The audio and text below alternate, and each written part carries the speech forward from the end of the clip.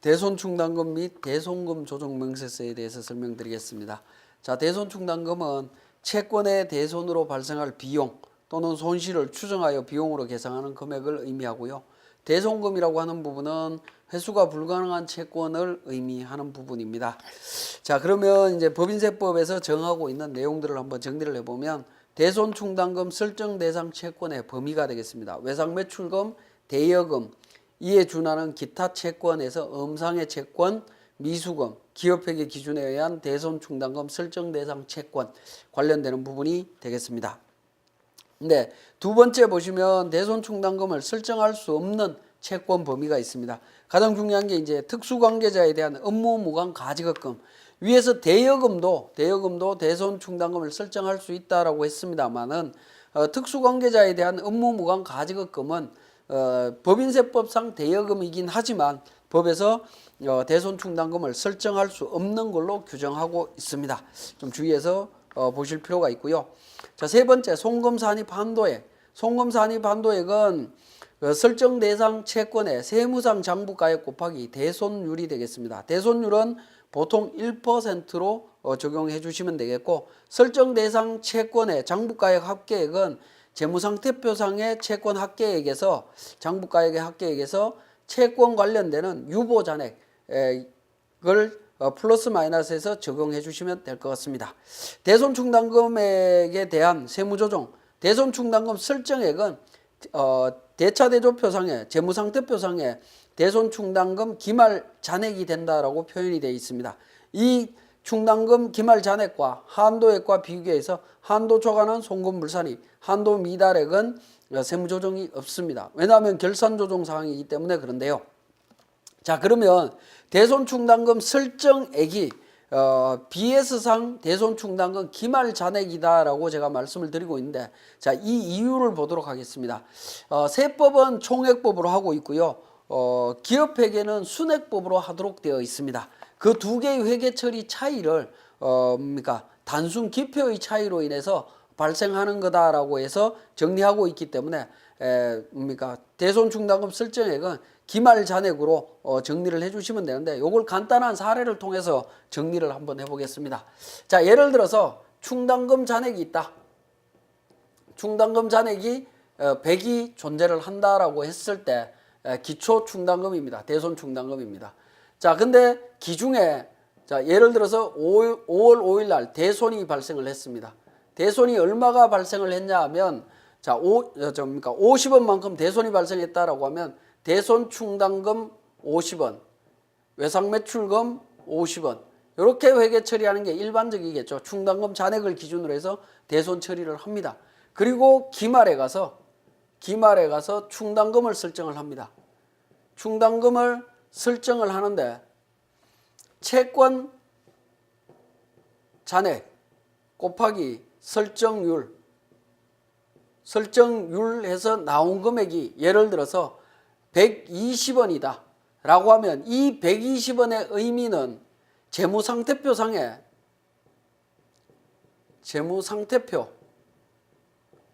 충당금 잔액을 의미합니다. 충당금 잔액을 의미하기 때문에 120원이 되려면, 자, 기존의 기초가 100이고요. 상계된 금액이 50원입니다. 그러면 잔액이 얼마죠? 충당금 설정 전 잔액이 50원입니다. 50원에 얼마를 더하면 120원이 될 거냐 하는 겁니다. 이 X가 결국에는 70원이 되죠. 70원만큼 당기에 비용 계상해야 될 부분입니다. 그래서 대손상각비 70원, 대손충당금 70원, 이렇게 처리가 됩니다. 자, 이 부분이 기업회계 기준에 의한 회계 처리 내용이었고, 기업회계 기준에 의한 것은 순액법입니다. 당해 연도에 비용 처리해야 될 금액을 찾아내는 부분이었다라는 거죠. 근데 법인세법은 총액법으로 갑니다. 총액법으로 간다는 얘기는 기초충당금이 존재를 하면 이 부분은 1월 1일 날 환입합니다. 충당금 잔액을 전부 다 환입합니다. 대손충당금 100원, 환입 100원. 해서 영업 외 이익으로 이익 처리를 해버립니다. 충당금을 제로로 만들어 놓고 5월 5일 날 대손이 발생되면 대손 상각비 50, 외상매출금 50 이렇게 회계 처리를 합니다. 그리고 기말에 가서 설정 금액이 120억이다라고 하면 대손상각비 120, 충당금 120 이렇게 회계 처리하도록 합니다. 파란색으로 하는 부분이 세법의 입장이고요. 세법의 입장에서는 이 금액을 전액 다 총액법으로 정리를 합니다. 총액법이라고 하는 것은 당해 연도에 비용 처리되는 금액, 총 대손상각비는 120억이다. 그렇지만 환입된 게 100원이 있다라는 거죠. 그죠? 환입된 금액이 100원이 있고 대손상각비 50원이 있습니다. 그럼 170원만큼 비용이 발생됐고 이익 금액이 100원이 생겼다라는 이런 수익과 비용을 총액으로 인식하는 방식이 되겠습니다. 이런 방식으로 가는데 이 방식이든 총액법이든 순액법이든 결과적으로는 당해 연도에 비용으로 계산된 금액은 70원이다라는 거죠. 왜냐하면 120원, 50원, 100원 정리를 하게 되면 기업회계와 동일하게 손익계산서에 미치는 영향은 70원이 됩니다. 내용은 동일하다라는 거죠. 동일하기 때문에 기표의 차이, 회계처리의 중간과정이 생략됐다라고 보는 부분입니다. 근데 어쨌든 법인세법은 총액법으로 해서 분명히 기초충당금은 환입이 됩니다. 여기에서 충당금 잔액은 제로가 된다라는 거죠. 제로가 되는 부분 때문에 기초충당금에 대한 대손충당금 유보 잔액이 있다라고 하면 그 부분은 바로 반대의 세무조정이 바로 나타나게 됩니다. 그 부분은 뒤쪽에서 또 한번 설명을 드리겠습니다. 자, 대손 사유에 대해서 한번 보도록 하겠습니다. 대손 사유는 여러 가지가 있는데 대손이 발생했을 때 그 대손금에 대해서 비용 처리하는 방법에 대해서 결산조정과 신고조정으로 구분할 수가 있는데요. 4가지 정도는 결산조정과 신고조정을 동시에 활용할 수 있습니다. 첫 번째, 상법이나 어음법, 수표, 민법 관련되는 법에 의해서 소멸시효가 완성된 채권은 결산조정이 원칙이지만 신고조정으로도 가능합니다.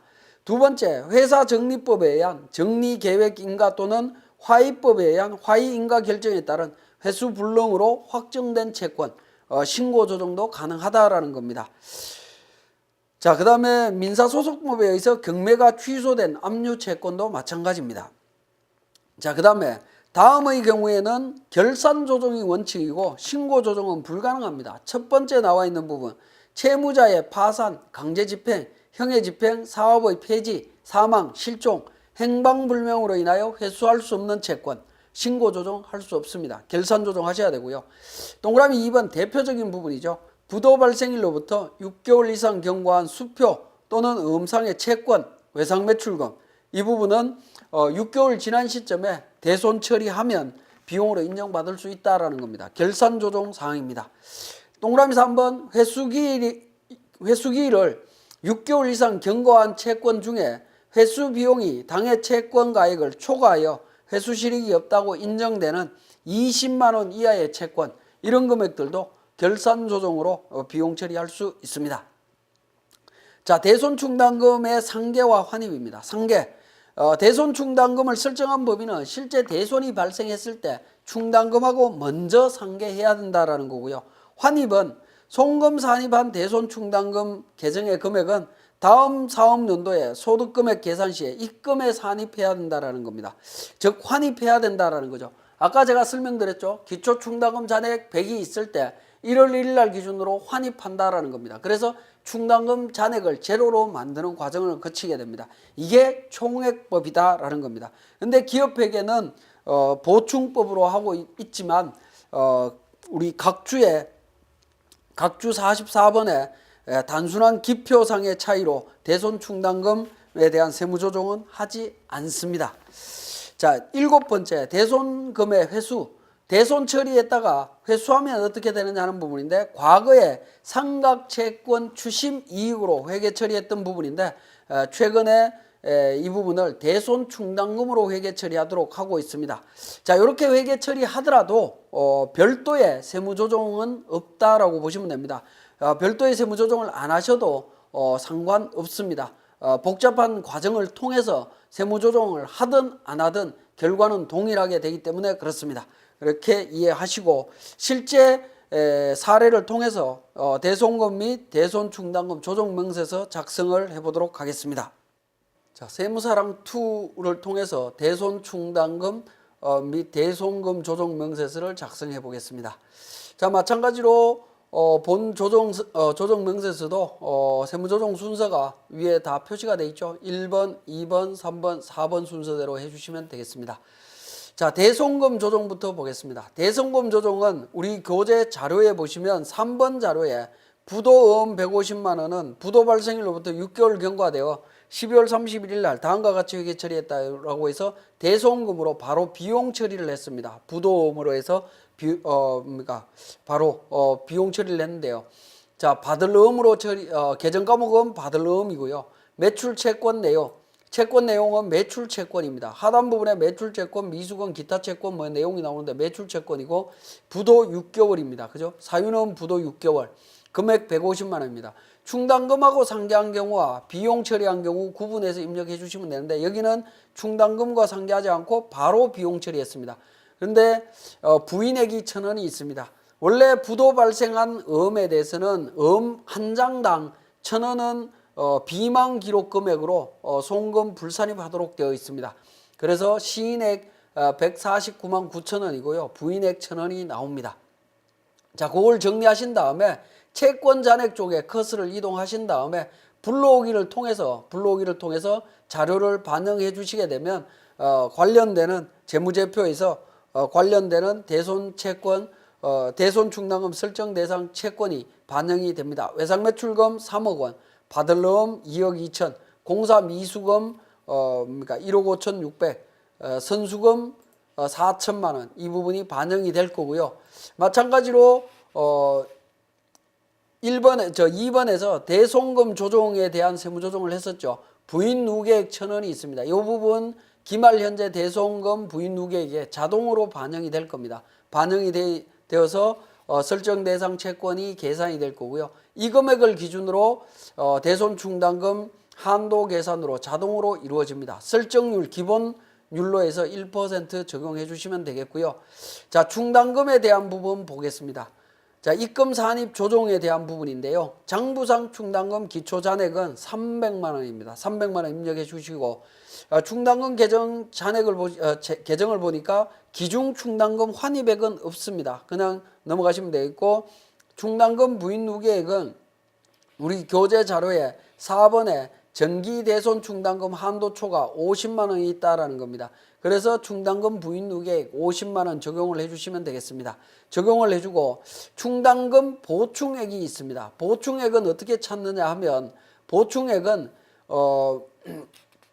뭐냐면 13번에 환입할 금액이 10번에 있는 충당금 부인 누계 금액과 마이너스 금액, 부호가 다른 금액과 일치하도록 해주시면 됩니다. 절대값이 일치되는 금액을 찾아주시면 됩니다. 그래서 충당금 보충 금액은 300만 원이 되겠습니다. 300만 원 입력하시게 되면 10번의 충당금 부인 누계액이 50만 원이고 13번에 환입할 금액은 마이너스 50만 원 이렇게 됩니다. 그러니까 10번 금액과 13번 금액을 더해서 제로가 나올 수 있는 12번 금액을 찾으시면 됩니다. 12번 금액을 입력하면 5번의 보충액에 자동으로 반영이 될 거고요.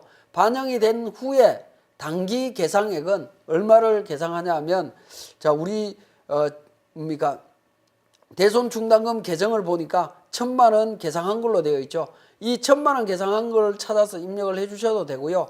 6번 개 1,300만 원이 기말 잔액, 대손충당금 잔액, 기말 잔액 1,300만 원이 되도록 4번 금액을 찾아서 입력을 해 주시면 되겠습니다. 그렇게 입력을 해 주시면 7번 한도 초과 금액이 자동으로 계산되는 걸 확인하실 수 있습니다.